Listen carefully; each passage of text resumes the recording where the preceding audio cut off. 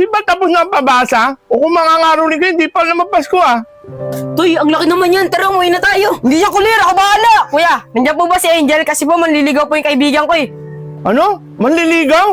Ito nasa gitna? Parang ka maglalaro ng baseball Yung bulaklak mo, lanta na.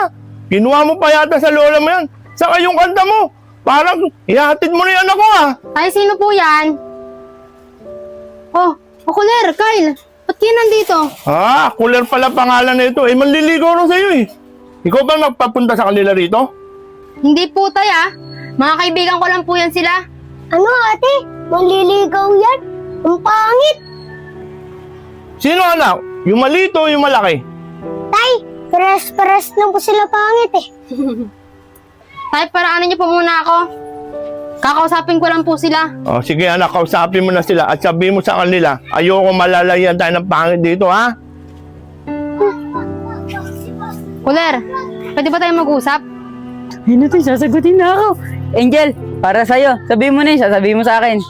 Kuler! Yes, Angel! Yes, yes! Yes! Anong yes, Kuler? Tanggap ko na maging magkaibigan tayo. Pero hanggang dun lang yun. Hindi kita matatanggap. Tulad nga ng sinabi ng kapatid ko.